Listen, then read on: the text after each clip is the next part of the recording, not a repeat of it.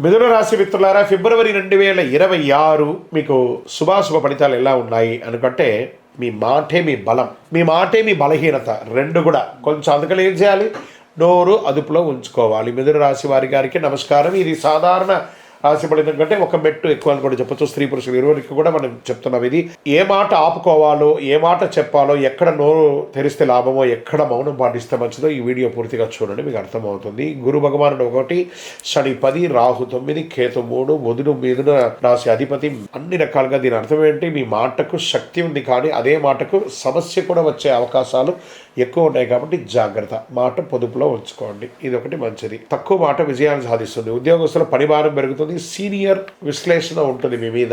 ఈ నెల వాదనలు వద్దు, చాలా గుర్తుపెట్టుకోండి.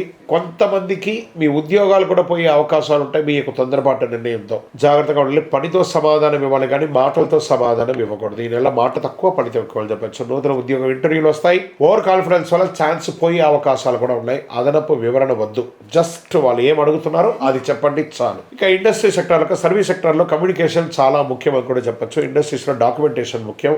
మీ మిషనరీస్ అంతా కూడా రిపేర్ చేసుకోవడం లేదా సర్వీస్ చేసుకోవడం అంటే చేయండి. వ్యాపారంలో మాట ఒప్పందాలు ప్రమాదం. ఒకరికొకరు కలిసేటప్పుడు జాగ్రత్తగా, పార్ట్నర్షిప్ చేసేటప్పుడు జాగ్రత్తగా ఉండండి. రాత లేకుండా ఏ విధమైనటువంటి డీల్ చేయకండి. అన్ని రాసి పెట్టుకోండి. ఈ నెల కాంట్రాక్ట్ నెల కాబట్టి ఆర్థికంగా పెట్టుబడులు, షేర్ మార్కెట్, న్యూస్ ఆధారిత ట్రేడింగ్ ప్రమాదం. ఏదో ఇన్స్టాలో చూసాము, ఫేస్బుక్లో చూసాము, పెట్టేసాము, నష్టపోయామంటే తప్పు.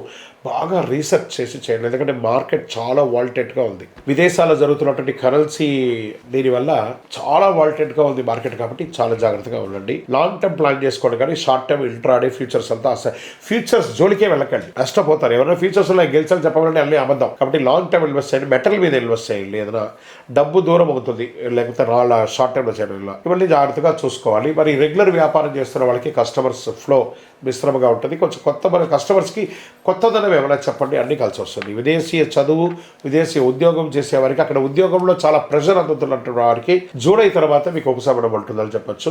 ఈ వీసా కోసం ప్రయత్నం చేసే వాళ్ళందరూ కూడా ఈ నెల కొంచెం మిశ్రమైనటువంటి ఫలితాలు వచ్చే అవకాశాలు ఉన్నాయి. తర్వాత వ్యవసాయదారులకి మధ్యవర్తుల మాట నమ్మద్దు. మార్కెట్ ధరలో ప్రభావం ఉంటుంది, కాబట్టి మీరు పరిశీలన చేసి డిస్కస్ చేసి అమ్మండి. ఇంకా రియల్ ఎస్టేట్ వాళ్ళని బ్రోకర్ మాటలు ఆకర్షణీయంగా ఉంటాయి, కానీ చిన్న ఆకర్షణలో ప్రమాదం కూడా ఉంటాయి. జాగ్రత్త.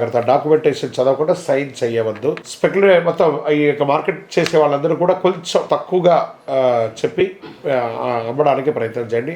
మీరు బాగుంటారు, వాళ్ళు కూడా బాగుంటారు. ఇంకా కోర్టు కేసు లీగల్ వచ్చేటప్పటికి లాయర్ మాట వినండి, మీరు మాట్లాడకండి. జడ్జి ముందర అతిగా మాట్లాడితే మీ కేసు సీరియస్ అయ్యే అవకాశాలు ఉన్నాయి. వాదనలు పెరుగుతాయి, మాటల వల్ల కేసులు బలపడే అవకాశాలు ఉన్నాయి. ఇక ప్రేమలో అపార్థాలు పెరిగే అవకాశాలు ఉన్నాయి. పిల్లలతో మాట్లాడే విధానం ముఖ్యం. బంధువులతో మాట్లాడేటప్పుడు మాటల ముందు అదుపులో ఉంచుకోవాలి. ఇక స్పోర్ట్స్ అండ్ హెల్త్ వచ్చేటప్పటికి టెన్షన్ ఉంటుంది, నిద్రనితల ఉంటుంది, చేతులు భుజాల సమస్యలు వస్తూ ఉంటాయి. స్క్రీన్ టైం తగ్గించండి, నిశ్శబ్దం అవసరం.